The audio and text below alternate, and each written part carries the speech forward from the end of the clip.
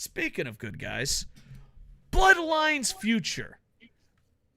The big surprise at SummerSlam, there was a lot of craziness towards the end, but I guess the biggest surprise of SummerSlam is that Jimmy turned on Jay. And my first reaction, a lot of people didn't like this. I thought for sure they were going to build it.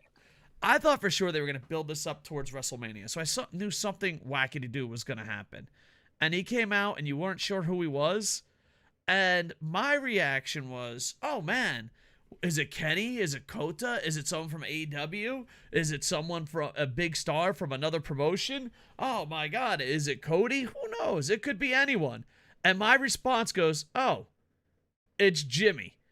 That was my response. And then I go online. I think that might have been the most positive response. I was just like, yeah, oh, it's Jimmy. Okay. Like, it didn't shock me. It didn't surprise me. It kind of makes no sense. And for a storyline that seems to be hitting home run after home run after home run, this seems to be a misstep. What are your thoughts on the Bloodline's future? this is a jumping of the shark. Like, this is a huge jumping of the shark. We won't even talk about the fact that the rules of the match of tribal combat are that no one can interfere. Like, that was one of the core rules of tribal combat, was that no one can interfere. Oh boy, that went out the window. Everyone interfered. Everyone interfered. Like, what's the point in pointing out that as a rule if you're just gonna break it immediately? It's so stupid. And then, like, I get why it's Jimmy. It's because Jimmy and Jay both said their dream is to have a WrestleMania match against each other. So I get it. They want to have their dream match. I just think that was a garbage way to end the pay-per-view. It was a garbage ending. Also, you had to cut women's matches, so Rhea couldn't have a match.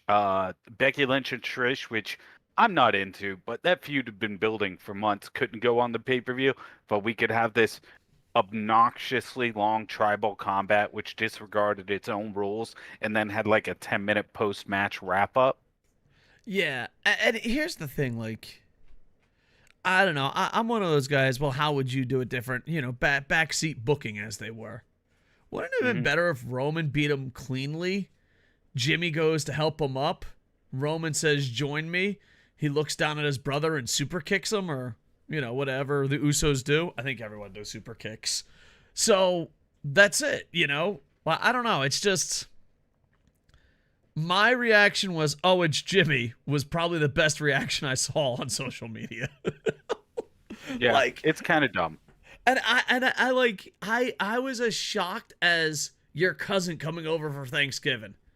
Like, oh, it's Jimmy, okay, whatever. But yeah, adding rules in your own stipulation match and then just not following just seems silly.